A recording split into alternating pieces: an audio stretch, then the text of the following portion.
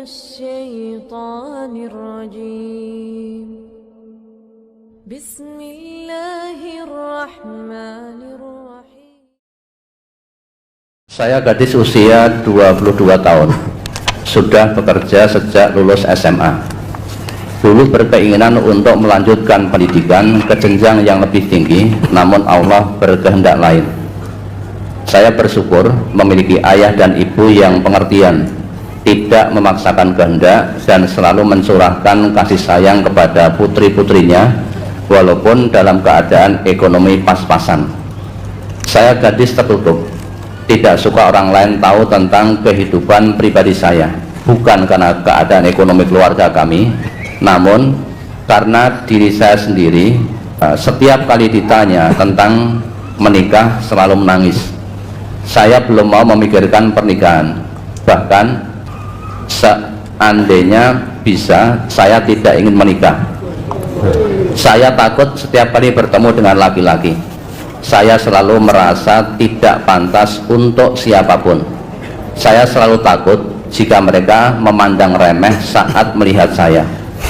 Pernah ada seorang lelaki yang ingin bertemu tanpa sepengetahuan saya, yang pada saat itu saya sedang bersama teman-teman saya, yakni wanita. Dia mengatakan ingin mengenal saya lebih jauh, namun saya mengatakan hal seperti ini, Ustaz. Nyuwun pangapunten sangat, menapa ingkang ndadosaken jenengan pengen ngenal kula.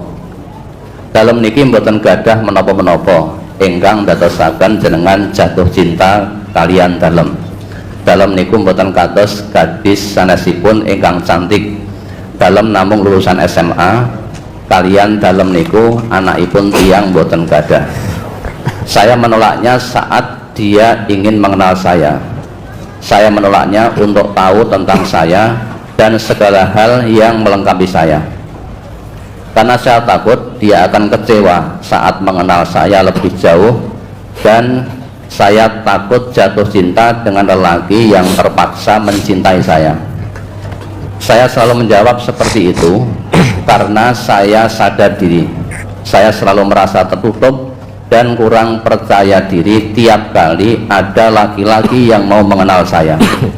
Karena bagi saya, laki-laki hanya menyukai gadis cantik, berpendidikan tinggi, dengan background keluarga berada, sedangkan saya tidak memiliki kriteria idaman para lelaki. Pertanyaan 1, mohon nasihatnya Ustadz agar rasa tidak percaya diri saya berkurang.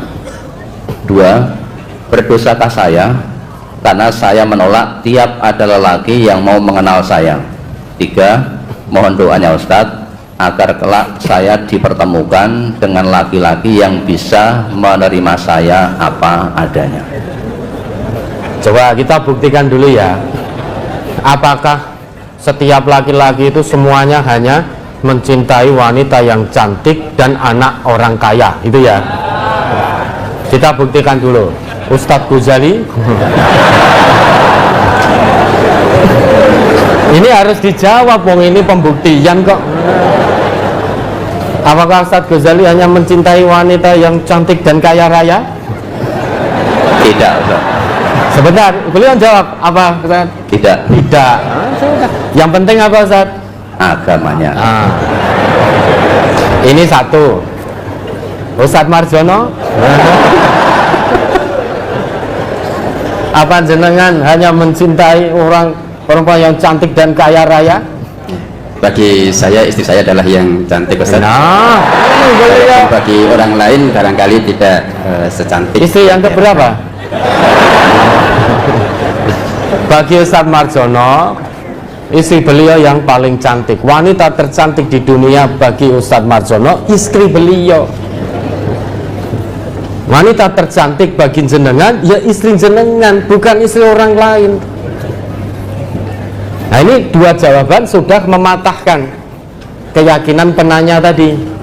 Nek 2 ini belum jamak, kita tanya 1 lagi. Ustadz Sutikno, apakah jenengan hanya mencintai wanita yang cantik dan kaya raya? Karena agamanya, Ustaz. Ya, agamanya. Ya sudah, tiga-tiganya mematahkan keyakinan jenengan. Belum lagi kalau kita tanya satu persatu ini. Mungkin di sini karena ditonton orang menjawab tidak. Ini sudah terpatahkan. Jangan begitu. Jadi muslimah itu jangan begitu ya. Jangan minder. Tapi yo ojo kebablasan. Ya. Tetap tawaduk, rendah hati. Dan memang harus tertutup. Masa muslimah terbuka di mana-mana, ditutup auratnya, ini sudah betul. Kalau ada apa-apa, apalagi terkait dengan calon imamnya, komunikasikan, minta saran nasihat kepada kedua orang tuanya. Jangan sampai ikut bujuk rayu setan. Karena biar bagaimanapun saudari itu umat Rasulullah Sallallahu Alaihi Wasallam. Maka jangan sampai pada satu pendirian, kalau bisa saya tidak akan menikah. Kalau sampai pada keyakinan itu, naudzubillah, man raghiba an sunnati falaisa minni, itu kata Nabi kita. Siapa yang menolak sunnahku, maka siapapun dia bukan golonganku, tidak diaku sebagai umat beliau. Naudzubillah. Kalau sampai Nabi tidak mengakui kita sebagai umat beliau, kebinasaan yang akan kita dapatkan. Nah, kalau saudari sampai pada pendirian semacam itu, buang jauh-jauh pendirian itu. Itu bisikan hawa nafsu. Lawan hawa nafsu. Orang yang paling takwa itu adalah Rasulullah. Kekasih Allah itu Rasulullah. Yang paling dekat, paling bertakwa kepada Allah itu Rasulullah. Meski demikian, beliau ngendika, ana asumu wa uftiru. Aku ini orang yang paling dekat, paling bertakwa. Namun demikian, ana asumu wa uftiru. Aku puasa dan aku berbuka, tidak puasa terus. Ana akumu wa arkudu. Aku qiyamul lail, tapi aku juga tidur. Wa angkihun nisa, dan aku menikah dengan wanita. Ini Nabi, manusia yang paling bertakwa, beliau berumah tangga. Nah, kita ini siapa? Kok sampai pada keputusan tidak akan menikah selama-lamanya? Lengono kok ngaku umatnya Nabi? Kalau ngaku umatnya Nabi, kewajiban kita ittiba sunnati Rasulillah. Kewajiban umat Nabi Muhammad itu mengikuti sunnah beliau. Salah satu sunnah beliau menikah, membangun rumah tangga yang sakinah, mawaddah, warahmah. Nah, kalau sampai keputusan tidak akan menikah karena tiap kali ada laki-laki yang nembung kepada orang tua, saudari tidak mau karena minder. Napa ingkang nyebabke panjenengan tresna marang kula? Kula niki wanita ingkang boten gadah napa-napa, gadah nyawa sudah. Saiki cantik jelita, ayu, anaknya orang kaya, randhe nyawa piye? Apa ada yang mau?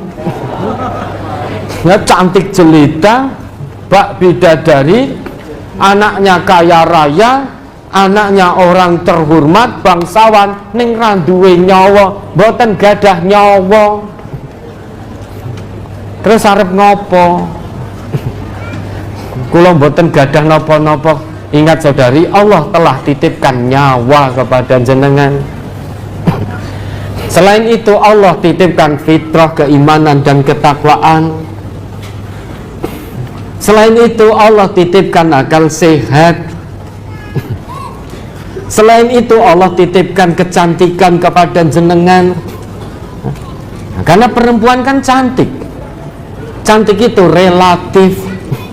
Menurut saya cantik, menurut fulan belum tentu cantik. Yang cantik adalah istrinya. Menurut saya yang paling cantik istri saya. Ustadz Marjono juga begitu. Menurut Pak Puji yang paling cantik istri beliau. Cantik itu relatif. Tidak bisa kita bayangkan Bapak, nek kita melihat perempuan taraf kecantikannya itu sama, sing ayu mung kuwi tok, lha sak dunya wong siji tok kuwi no. Itu maha kuasa Allah, maha adilnya Allah. Kecantikan oleh Allah diciptakan relatif. Ada laki-laki yang senang dengan perempuan hidung mancung, tapi ada pula laki-laki yang tidak senang dengan hidung mancung, senangnya hidung pesek.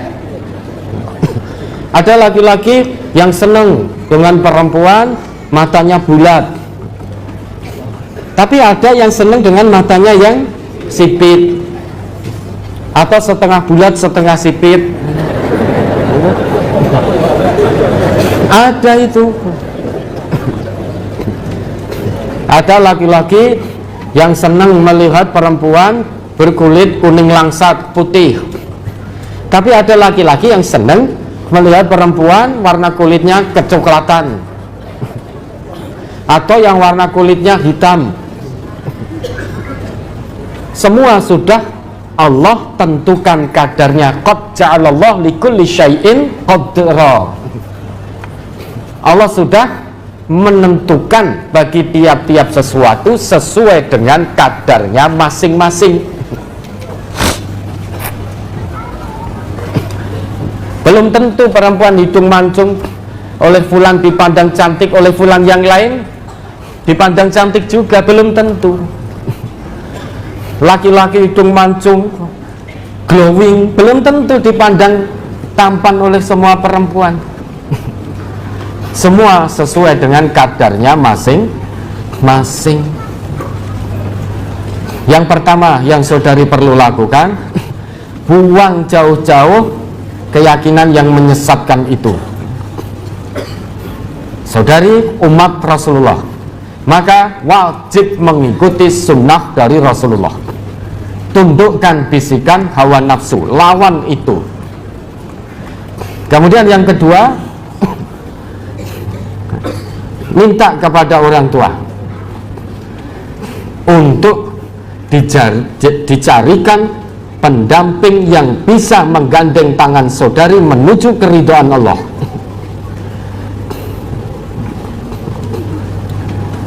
Kalau calon pendamping ini potensinya bisa menggandeng tangan saudari menuju keridhaan Allah, pasti dia akan menerima saudari apa adanya. Kenapa? Karena dia laki-laki yang bertakwa kepada Allah. Laki-laki yang bertakwa kepada Allah, dia akan jalankan aturan agama, kewajibannya dengan baik. Tidak akan mencela fisik, tidak akan nyacat fisik ataupun kekurangan-kekurangan yang ada pada calon istri. Kenapa? Karena dia sendiri sebagai orang yang beragama tahu bahwa dia juga punya kekurangan. Yang berikutnya, lebih dekat lagi kepada Allah, mohon kepada Allah agar dikirim oleh Allah imam yang terbaik. Kalau itu sudah menurut Allah terbaik, pasti itu terbaik. Mudah-mudahan ya, Allah meridhoi, memberikan kepada saudari suami yang soleh, yang beriman, yang takwa kepada Allah, dan benar-benar bisa memimpin rumah tangga, menyayangi, mencintai, mengayomi istri dan anak-anaknya kelak, membimbing, menggandeng tangannya, mengarahkan, menjaga istri dan keluarganya dari api neraka ya, menggandeng, membimbing menuju keridhaan Allah. Mudah-mudahan Allah meridhoi. Jangan minder, jangan kebablasan, dan jangan pernah putus asa dari rahmat Allah. Ya, ada lagi?